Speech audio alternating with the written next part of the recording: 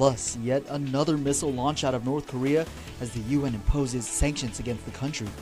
And parents outraged. Will students finally be able to go to school at KUAM Academy Charter? Isa Baza with the update. Hafaday and good evening.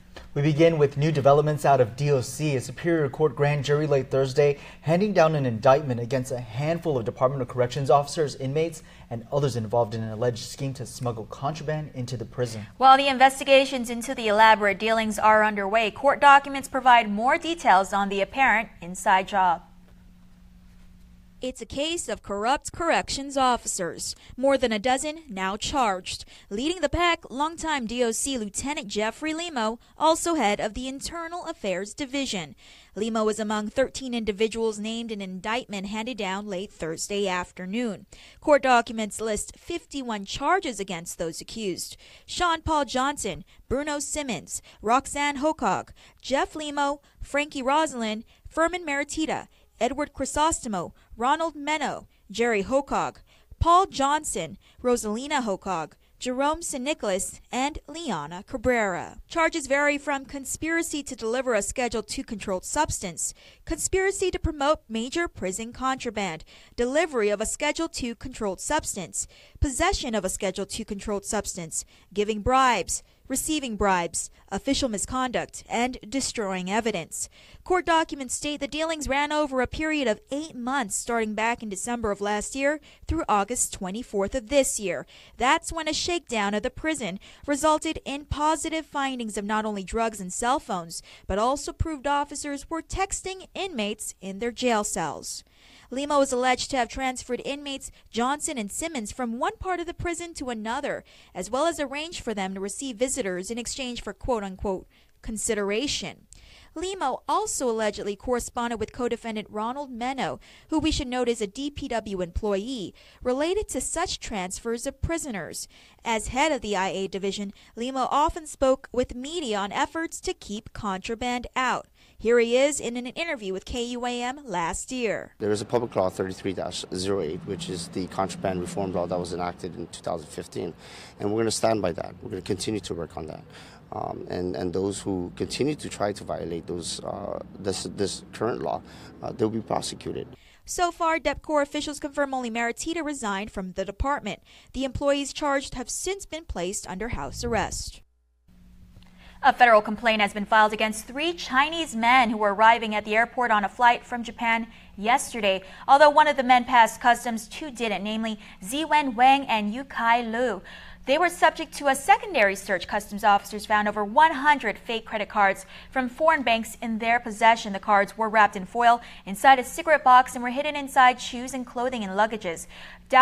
The man charged in a 2015 crowbar killing pleads guilty to manslaughter as a first-degree felony.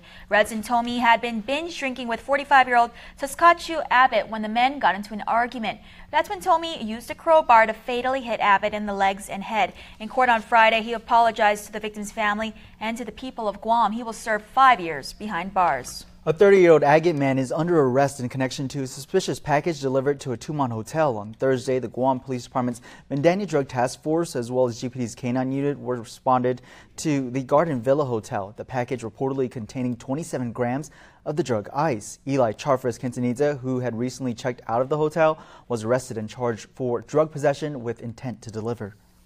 Guam Homeland Security says a ballistic missile launched by North Korea this morning has no immediate threat to Guam or the Marianas, and no action is required at this time. Officials adding they are working with the Mariana Regional Fusion Center and their military partners to monitor the situation. Guam Homeland Security Advisor George Charfres is stating, quote, "The launch out of North Korea does not come as a surprise. Rather, it reminds us to always keep our emergency plans in place for any contingency.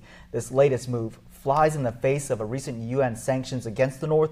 Wei Jing reports from the White House. North Korea is at it again, launching another ballistic missile over Japan. The Pentagon says it was an intermediate range missile that did not pose a threat to the United States or the territory of Guam.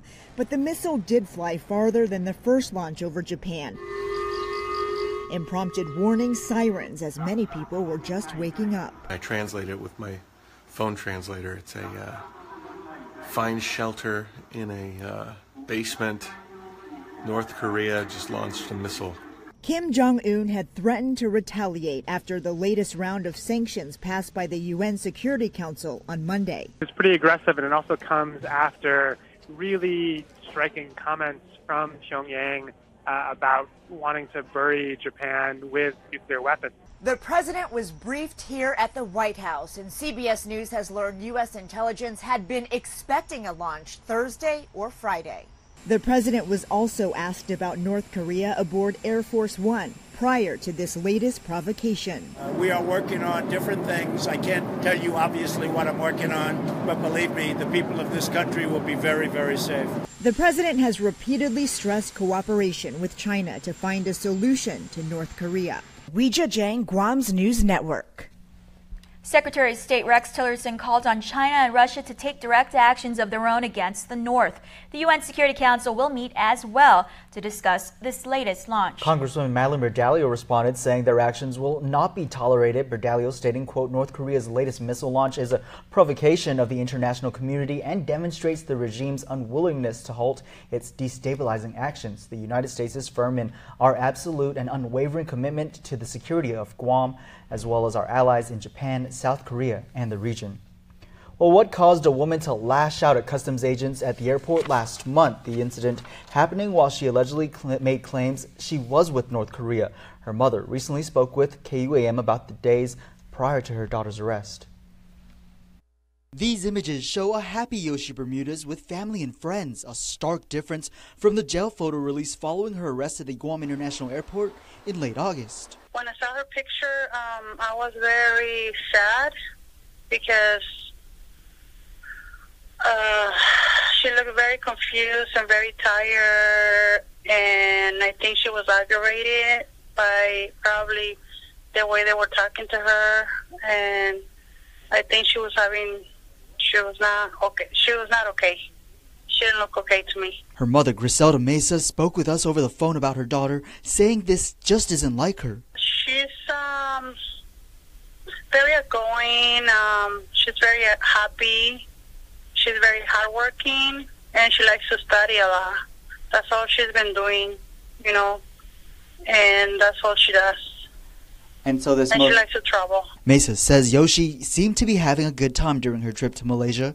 She's going on and about it, trying different foods. But she admits her daughter's mood towards the end of the trip changed. She was probably going through something. I don't know what it is, but she was going through something, and I can tell.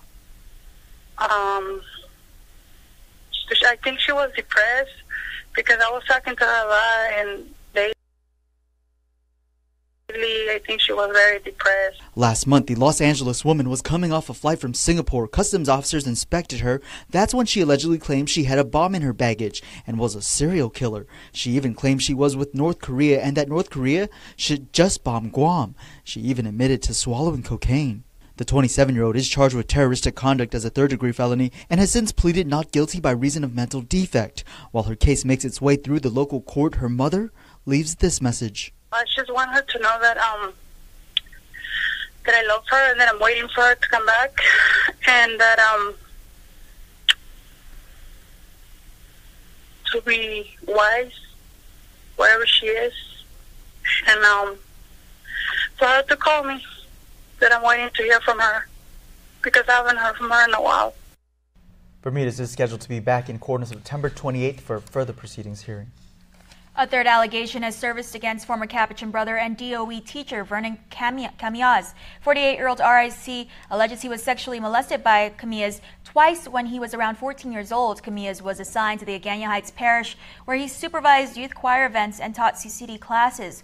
According to court documents, RIC alleges Camillas fondled, masturbated, and performed oral copulation on him. One incident allegedly occurred in the boys' restroom behind the social hall. The second incident is alleged to have occurred near the Cliff Hotel water tank while Camillas was dropping the boy home. Though he's listed as a science teacher at Simon Sanchez High School, DOE previously stated they removed Camillas from the classroom. DOE attorneys continue to review the situation, which is civil, not criminal in nature. Speaker B.J. Cruz is calling his legislative colleagues into session tomorrow. Lawmakers are expected to discuss the recently vetoed fiscal year 2018 budget for the Saturday session. Since the veto announcement on Monday, Adelup and the Speaker's office have gone in an all-out war of words with both sides criticizing the other, the administration claiming budget cuts are detrimental to certain agencies, and the Speaker countering those claims. Session scheduled for 2:30 p.m. tomorrow. Stick around for more news here on Primetime. You're watching KUAM. There are more ways to experience KUAM News than any other source on Guam. Download the KUAM News app for your Apple or Android device for 24/7 news, sports, videos, weather, streaming with KUAM radio, and important news alerts. And stay connected at home with Guam's first app for Apple TV. All available now from the App Store.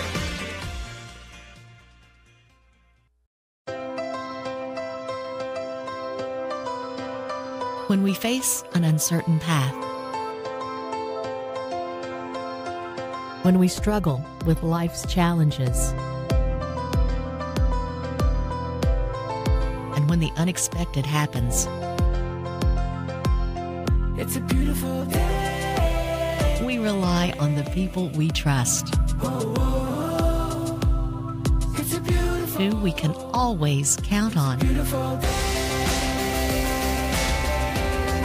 And to the ones who give us the most care throughout the years. Rely on CalPost Select Care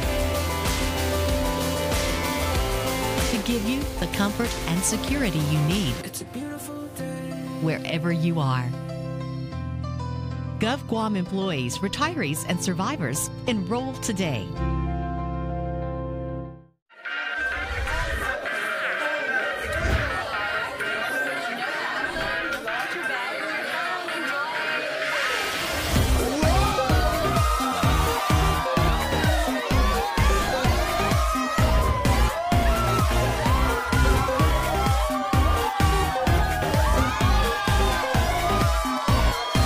Activate a new account at IT&E and get double data on the network that gives you more. It's Hyundai's Kickoff the Savings event going on now at Cars Plus and Mighty. Score big, save big with the all-new redesigned Hyundai Sonata Hybrid. Gain those extra yards with up to 45 miles per gallon highway and an introductory savings of $4,500. Or check out Guam's best offensive line, like a new Accent starting at $11,995 or the new Elantra starting at $16,995. How about the new Tucson starting at $19,995? Plus, every new Hyundai gets Guam's best warranty. It's Hyundai's Kickoff the Savings event at Cars Plus and Mighty. Cars Plus, driven by you. At Shell, it's about offering more than just fuel. It's about providing service to people. From hot coffees to warm welcomes, from clean bathrooms to fresh food, we're on a mission to make you leave happier than when you arrived. So whatever your journey, we're here. Welcome to service. Welcome to Shell. Serving the islands for over 30 years. Share your story at Shell Foodies Guam on Instagram and Facebook. Hashtag Station Stories, hashtag Shell Guam.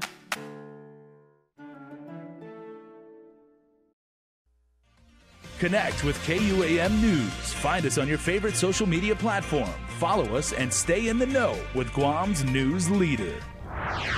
Outraged parents interrupted a Guahan Academy Charter School parent-teacher organization meeting on Thursday with unanswered questions about the future of the teens in school. But what does this mean for classes come Monday? Isa Baza reports. A shouting match erupted halfway through the first PTO meeting of the year. I didn't come here for fundraising, raffle, or freaking picking the damn president. I'm here to find out what the hell's going on.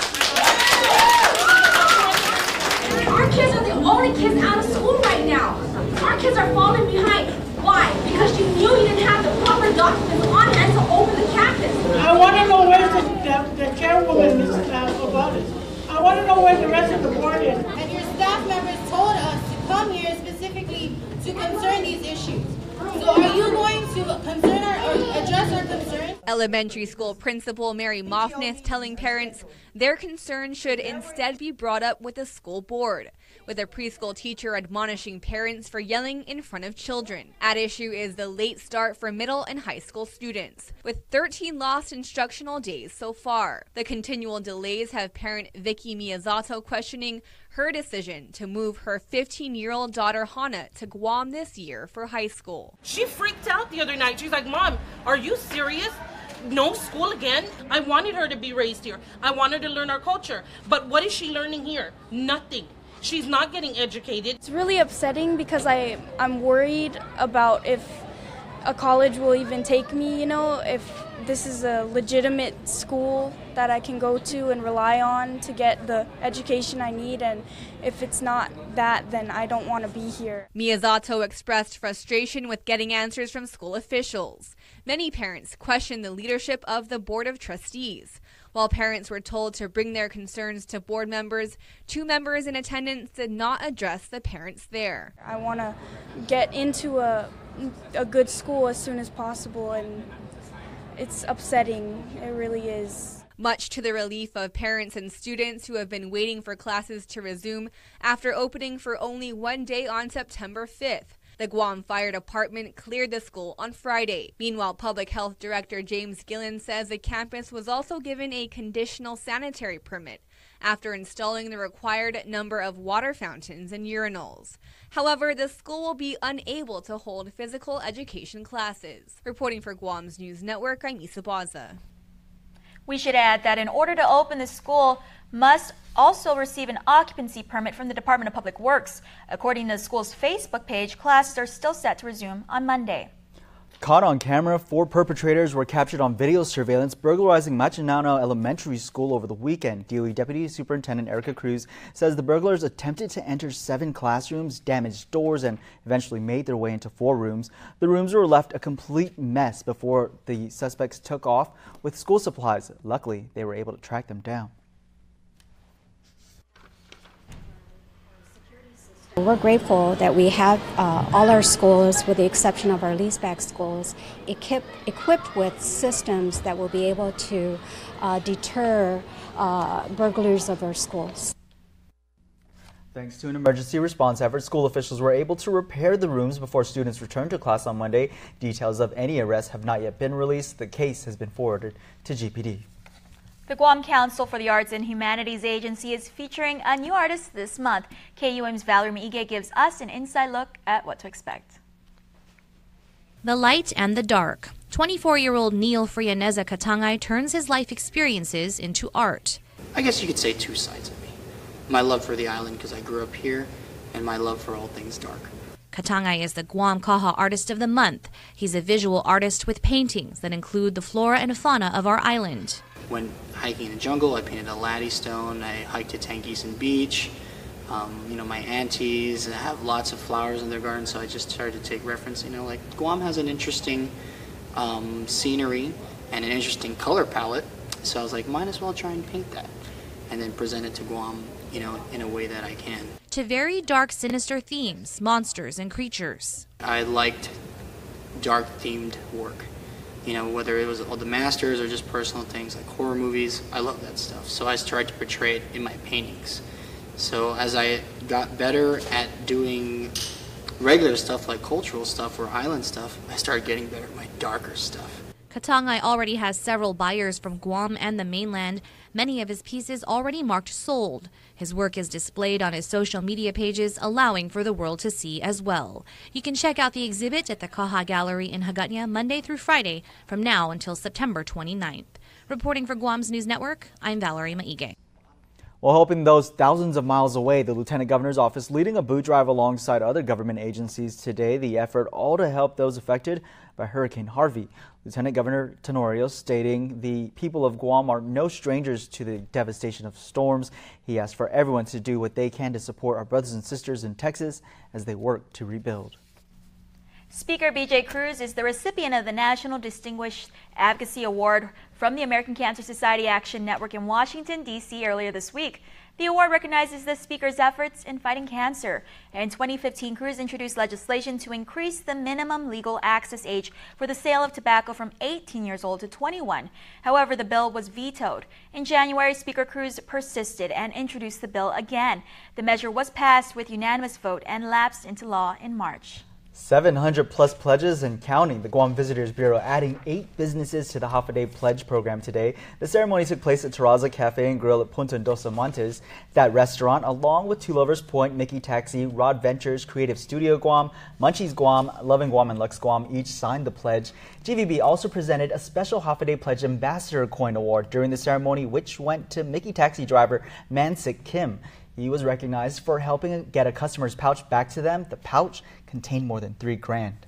Coming up, your Dial Rent-to-Own Athlete of the Week. From the network that brought you up to 3 times more data comes the dawn of a new data. The epic story of Guam's only network brave enough to give 10 free gigs of bonus data on every line every month to customers who bundle their services. Reviewers are calling the offer totes awesome. Best deal ever.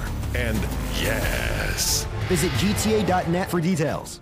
The Cheers Guam Series presents the largest wine event of the year, WineFest 2017. Enjoy an evening with over 150 wines from around the world on Friday, October 6th, as the Hyatt Regency Ballroom transforms into an international wine extravaganza. Doors open at 6:30 p.m. General admission tickets are $66 and are available at the Hyatt Deli and all 76 Circle K locations. Super premium tickets are $180 and are available at the Hyatt Deli. Purchase your tickets today. Must be 21 years or older to attend. Savor the wines of the world at WineFest 2017.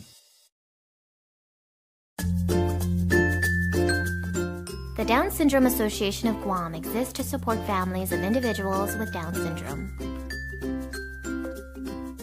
We're a group of parents who have children with Down syndrome and know the joys and challenges of raising them. For more information about the health, development, and education of a child or adult with Down syndrome, please contact Vicky Areola at 472-6114. KUAM Sports is presented by Triple J.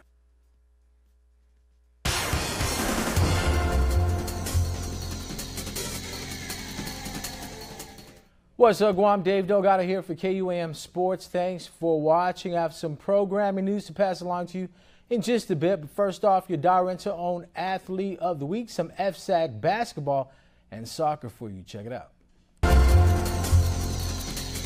We're here at Dial Rent-to-Own Lisa Gagnon for our Dial Rent-to-Own Athlete of the Week. Today we have ATV rider Bob Busick, and here to present him with a check is Jack. Jack?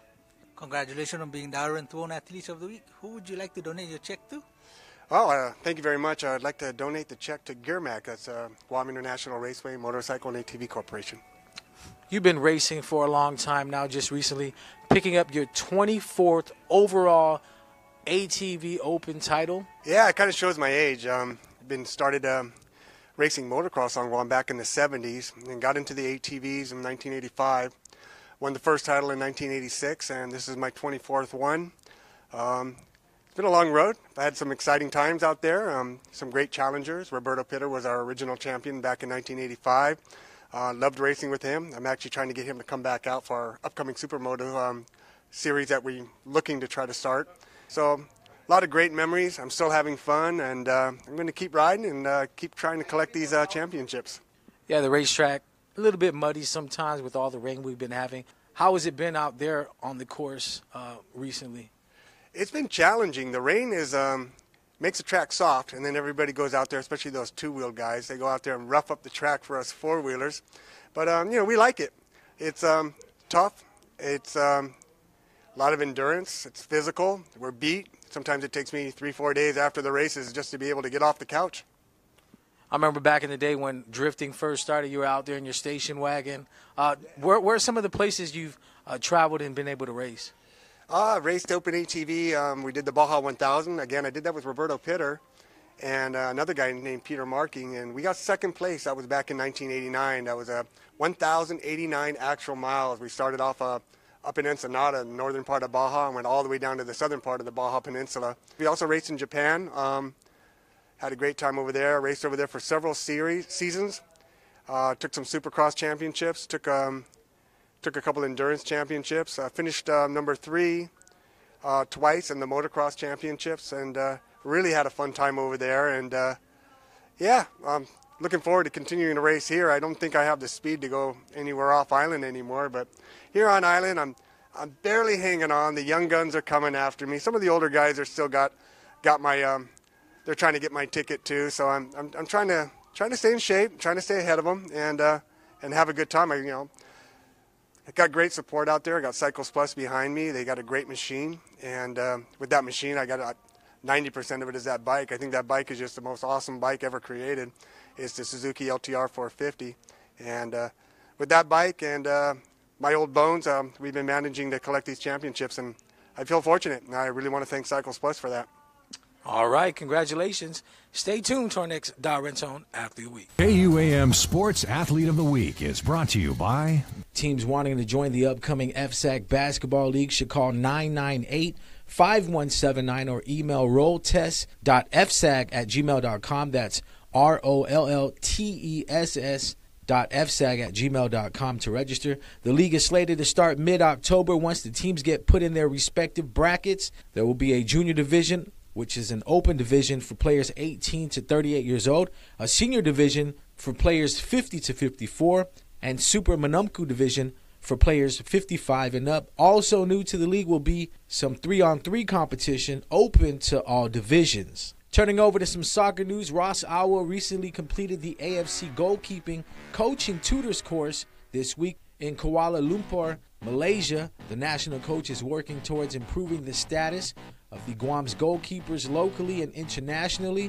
Awa is one of 3 licensed goalkeeper coaches on island and is currently the goalkeeper coach of the U16 boys national team heading to Indonesia for the AFC U16 championship.